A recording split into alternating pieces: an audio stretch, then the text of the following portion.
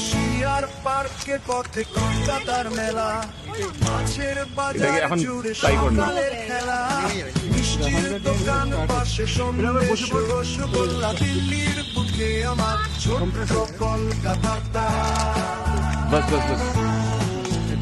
শিয়ার park তুমি কলকাতায় আমার, দুর্গা পুজো রঙে হয়ে উঠি তৈয়ার, খেলার মাঠে প্যান্ডেল, কালী মন্দিরের বাতি, বাঙালির উৎসব আমরা চিরকালের সাক্ষী।